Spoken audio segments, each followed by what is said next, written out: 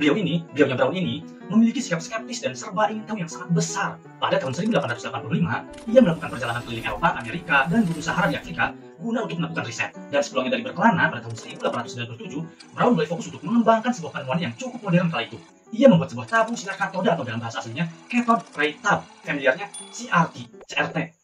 CRT inilah yang akhirnya menjadi landasan dalam pengembangan televisi elektronik. Karena penemuan-penemuan hebatnya, Carl Ferdinand Braun dianugerahi sebuah penghargaan Nobel pada tahun 1909. Kemudian, CRT hasil penemuan Carl Ferdinand Braun tersebut dikembangkan dan disempurnakan oleh seorang penemuan asal Rusia bernama Vladimir Kosoma Zworykin. Selama dalam masa pendidikan, Zworykin membantu Profesor Boris dengan eksperimennya yang dilakukan secara sembunyi-sembunyi di laboratorium pribadi bawah tanah miliknya. Di sana, ia sedang mencoba untuk mengembangkan televisi hasil penemuan dari Carl Ferdinand Braun. Pada akhir tahun 1928, dia diperintahkan untuk meneliti penelitian televisi yang sedang dilakukan oleh Radio Corporation of America atau RCA, sebuah perusahaan elektronik dan komunikasi di Amerika yang mana bekerja sama dengan Westinghouse. Kemudian pada tahun 1939, akhirnya David Sarnoff, presiden dari RCA, Radio Corporation of America, memperkenalkan televisi elektronik mereka secara komersial pada dunia di pameran dunia New York.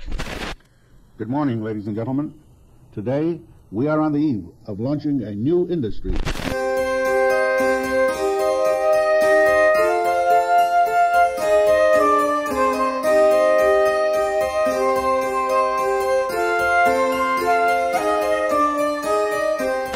Guys, pernah nggak sih kalian terpikir, siapa sih penemu kipas angin?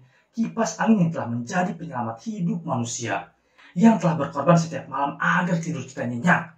Bahkan ada yang sampai 24 jam muter, teler tuh kipas angin.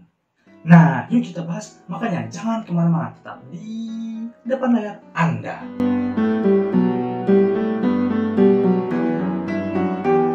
Kipas angin telah ditemukan beribu-ribu tahun silam dan telah digunakan oleh berbagai negara di dunia, seperti bangsa Mesir, Yunani, Roma, dan Cina. Pada masa itu, kipas angin memiliki berbagai macam bentuk dan fungsi.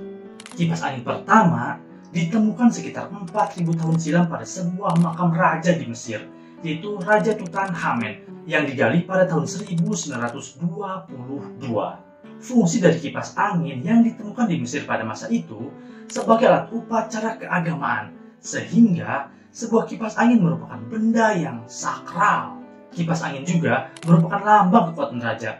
Ada 2 buah kipas angin yang ditemukan di makam raja. Salah satu dari kipas angin tersebut, gagangnya dilapisi oleh emas dan terbuat dari bulu burung unta. Sedangkan yang satunya lagi dilapisi oleh eboni dengan emas dan batu-batu berharga. Perkembangan kipas angin juga terdapat di Eropa. Negara pertama di Eropa yang memproduksi kipas angin adalah Italia. Italia memproduksi kipas angin pada tahun 1500. Dapat sepotong tuh 1500, kalau 2000 dapat sebatang. Yang bener aja. Pada masa itu, kipas angin merupakan sebuah komoditas perdagangan yang eksotis dan sangat stylish. Kipas angin sendiri dipandang sebagai simbol kemakmuran dan kelas sosial seseorang. Kipas angin yang bulunya dari burung unta, orang kaya. Sedangkan kipas angin yang bulunya dari ekor ayam jago, orang jismi. Perkembangan kipas angin sebagai komoditas fashion sangat populer pada abad ke-16 sampai abad ke-18. Namun terjadi pergeseran fungsi kipas angin pada awal abad ke-20. Pada masa itu, kipas angin sudah tidak lagi sebagai sebuah aksesoris fashion, namun menjadi alat periklanan. Sedangkan di Spanyol sendiri, kipas angin menjadi alat untuk mendinginkan udara. Lah, ya emang. Karena di Spanyol memiliki iklim yang sangat panas. Bayangkan aja, udah pakai kipas angin kencang, terus nggak pakai baju pula. Bayangin aja, ini mah bayangin. Kipas angin listrik pertama kali ditemukan oleh Schuyler Scatz-Wheelers pada tahun 1882. Siapakah itu? Ini dia. Schuyler Scatz-Wheelers lahir di New York City pada tanggal 17 Mei tahun 1860. Ia adalah putra James Edwin dan Anne Wood Scatz-Wheelers. Ayahnya pengacara terkenal di kota New York, anak dari Aaron Red Wheelers, seorang spekulan atau maklar tanah lah ya kalau bahasa kitanya mah, dari Waterloo, New York. Dan ibunya Wheelers adalah putri dari David Schuyler Scatz, Presiden First National Bank of Waterloo, New York. Anjay, bukan keluarga kaleng-kaleng cuy. Cilah kata gue teh. Wheeler mengenyam pendidikan di Columbia Grammar and Preparatory School dan lulus pada tahun 1881. Setelah lulus, Wheeler mulai bekerja di J. Blackhouse Electric Light Company, sebuah perusahaan yang menjual produk-produk kelistrikan. Di sana, dia menjadi asisten tukang listrik. Nah, selama terjun di dunia kelistrikan, banyak perangkat listrik yang Wheeler ciptakan. Salah satu dari penemuannya adalah kipas angin listrik yang ia temukan pada tahun 1882. Wheeler pertama kali memperkenalkan kipas angin listrik dengan dua buah baling-baling tanpa ada pelindung atau tanpa ada penutup apapun untuk baling-balingnya. Sebenarnya zaman sekarang juga ada kipas angin tanpa pelindung baling-baling yang biasa dipasang di langit-langit. Dan kipas angin pertama Wheeler ini digerakkan dengan tenaga motor listrik yang sebelumnya kan pakai tenaga manusia, tenaga tangan, tenaga ngiplik. Namun entah kenapa Wheeler tidak terus mengembangkan kipas angin listrik penemuannya tersebut.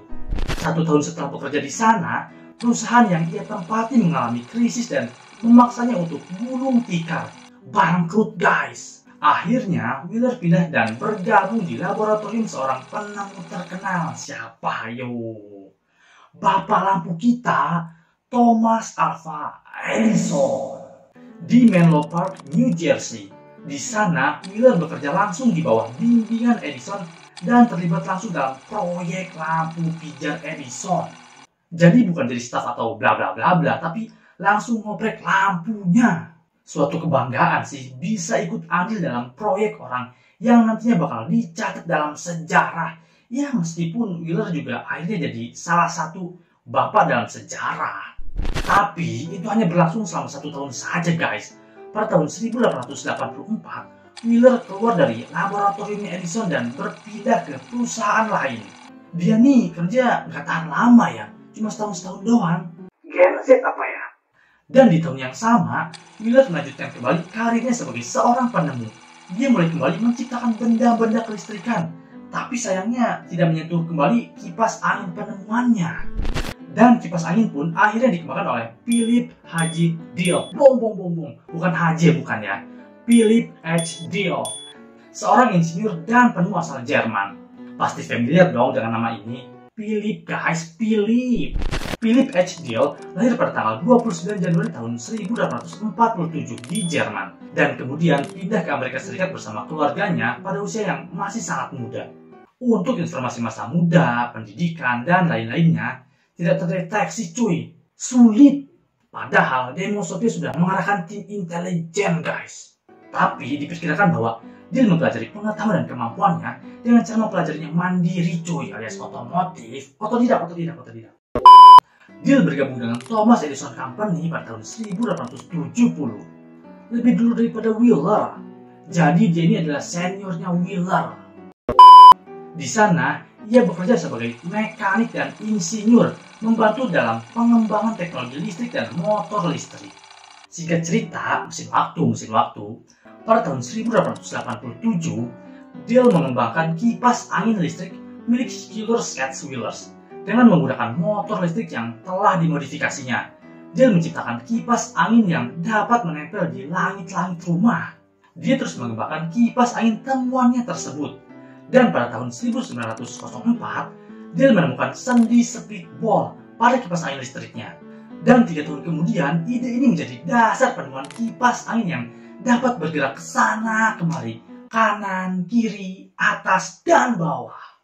Seiring berjalannya waktu, kipas angin terus dikembangkan, sampai akhirnya ditemukanlah pengganti kipas angin yaitu AC, Air Conditioner, yang diciptakan oleh Willis Carrier. Bukan pengganti juga sih, karena sampai kapanpun kipas angin tidak akan pernah tergantikan dari masa ke masa dan akan terus digunakan oleh semua kalangan.